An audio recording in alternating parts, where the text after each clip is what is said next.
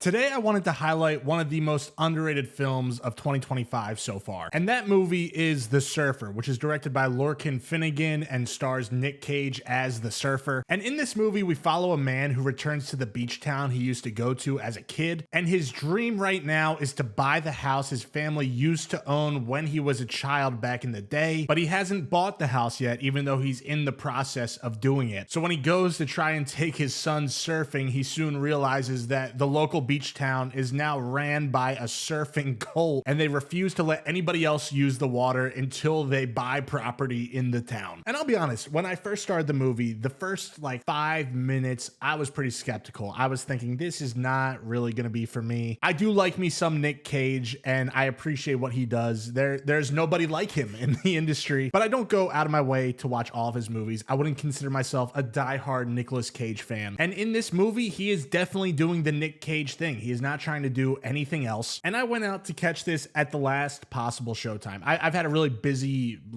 past couple months. That's why I'm so behind on a lot of these movie reviews for you guys. But I try my best to support as many indie movies as I can when they're in theaters. So I got the last possible showtime on the last possible day that was at a theater near me. And I was just so busy that week. And I'm sitting there. I'm kind of anxious because I know I have so much stuff I have to get done. And I'm like, maybe I should leave. Like, I did buy a ticket, so I supported this movie, but maybe I'll watch it at a later time. But I was like, no, I'm gonna give this like a little bit more time. If I really feel like I have to leave, I'll get out of here. But I ended up sitting through the whole thing because this is a really solid movie, and I'm glad I stuck with it because it is pretty wild. It is not what I expected at all going into it, and the entire story just pulls you into this beach town that just gets stranger and stranger as the film plays out. And I think the reason I got into this movie as fast as I did is because I am a sucker for the after hours kind of movie. If you have seen that film, which was directed by Martin Scorsese, or if you're familiar with Uncut Gems, I love movies where no matter how hard the protagonist tries to get out of the situation, they always find a way to mess it up even more. For 90 minutes, they just can't catch a break. It feels like every step they take forward, they take 4 backwards. And even though I don't want to spoil the specific things that Nick Cage ends up going through in the movie, I will say it does feel like you're spiraling with him the entire time. And I think The Surfer leans really hard into it. This is not a movie that is trying to be subtle at all. It is fully committed to the bit and the tone and the strange characters, and I enjoyed the ride because of that. And if there's one thing you can count on in The Surfer, it is Nick Cage being Nick Cage, and that is not a bad thing. I mean it in the best possible way because he's not really adding anything new to his acting abilities. This is kind of the same shtick we've seen from him for a while, but this is the perfect story to drop the Nick Cage stereotype into. If they cast anybody else, like, I think the film could still be fun on its own, but it is maximized to its potential with Nick Cage in the lead role. And I knew I wanted to highlight this movie at some point, but I felt more obligated to now since Julian McMahon just passed away about a week ago from the time I'm recording this video. And that made me really want to get people excited about seeing this movie because he gives a really great performance here. The only thing I had seen him in previously was the Fantastic Four movies from the 2000s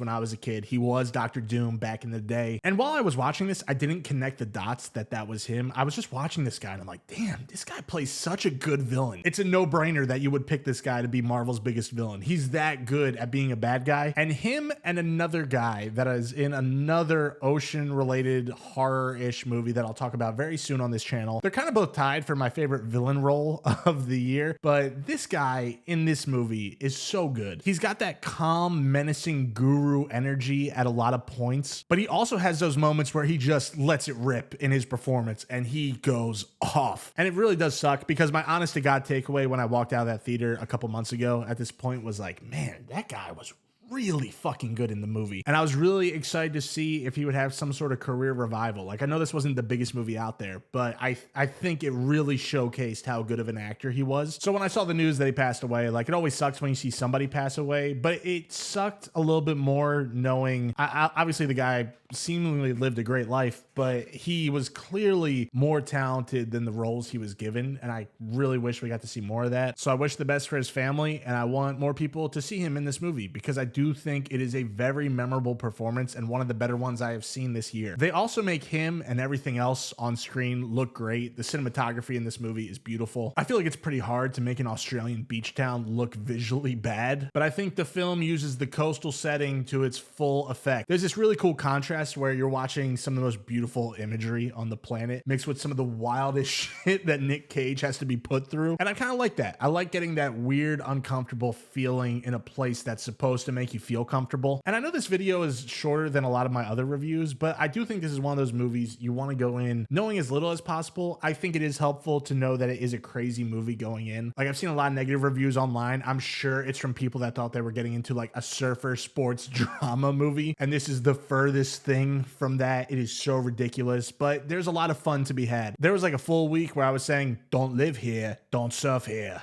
Like, one of the bad guys says that, and I think the tone and the humor of it just describes how I feel about the movie. I had a fun time with it. It's definitely not going to be everyone's cup of tea, especially if you go into this thinking you're getting a surfing movie. But again, the reason I'm spotlighting a movie like this is because I want to spread the word as much as possible about movies I really like. And even if this is not in my top 10 of the year at the end of 2025, it's still a movie I would recommend to a lot of people. It's not a blockbuster. It's definitely not a movie that's made for the mass public. I mean, this video is not going to get me a lot of views on the channel, and I don't really care, because if you watch this and it sounds like it's an intriguing movie to you, I am glad you go to check it out. Even if you don't like it, that's totally fine. I just think it's important to support movies that are low budget, that are trying something new or having fun, and I had a good time with this movie. It's not perfect, but very few movies are. This has been one of the more memorable movies I've seen in the summer movie season, and if you do end up checking it out, please let me know in the comment section down below what you thought of it, if you hated it, if you loved it, whatever it is. Would love to talk to you about it. This is Chase. Thank you so much for watching as always, and be sure to subscribe if you haven't already, because I am going to talk about Dangerous Animals, another movie with a crazy villain that takes place on the ocean, has some crazy twists and turns along the way. It's pretty low budget, but it's still really fun, and I want to recommend that movie as well, so be sure to look out for that.